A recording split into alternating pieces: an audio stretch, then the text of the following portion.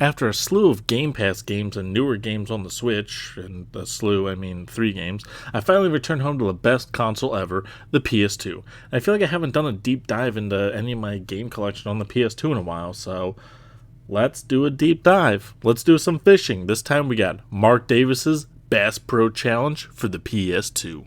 So yeah, Pro Bass Challenge. This is for sure a game. I don't know for sure, but I believe this game is basically an arcade cabinet port. I don't know for sure. I can't really find much online, but I swear I've played this in an arcade somewhere. But I need to correct myself. This isn't Pro Bass Challenge. This is Mark Davis's Pro Bass Challenge. Like the owner of the Las Vegas Raiders? Nope. Guessing this guy's a big bass fisher and he's the narrator of the game, but I think that's supposed to be Mark Davis narrating. I don't know if it's actually him. But it is for sure an arcade-style game, where there's a timer at the top of the screen and you have to reel in the fish before the time limit ends. Not really much to explain, you just gotta go and play it. Looking at the main menu, you have your typical long-form play in the tournament selection, you have the short play in the quick fish, you have your options, you have a couple other selections, and then you have lectures.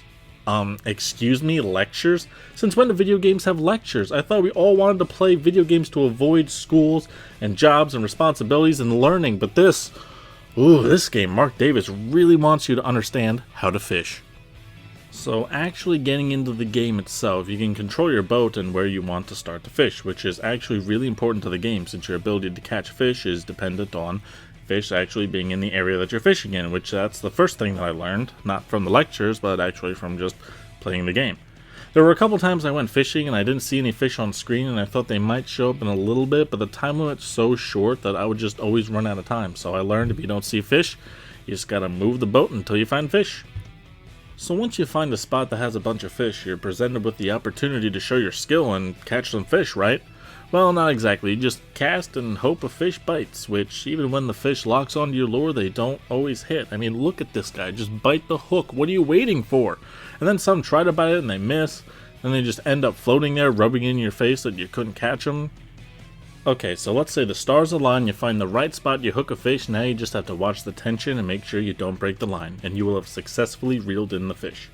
Even though the fish may look big in the water, when they come out of the water, they can be bigger or smaller, and it's dependent on the stance of your fisherman.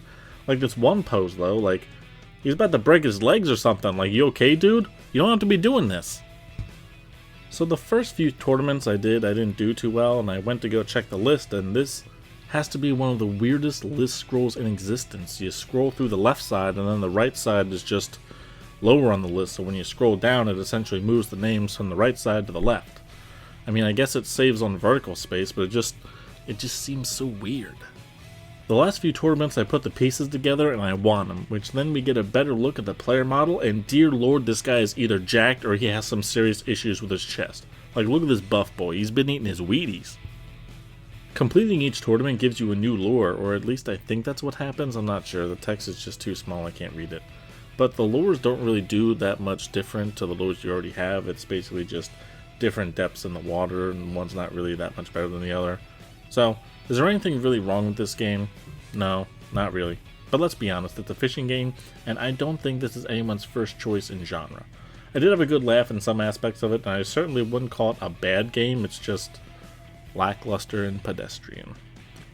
Since this is the 18th PS2 game I've talked about, I have to put it on the PS2 board, and unfortunately it lands third worst.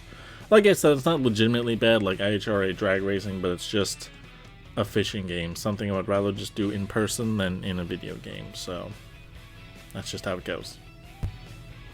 Alright, 55 done, halfway to 60, or I guess halfway from 50 to 60, but let's keep it rolling. Hope you enjoyed, thanks for watching, work on another review soon, see you then.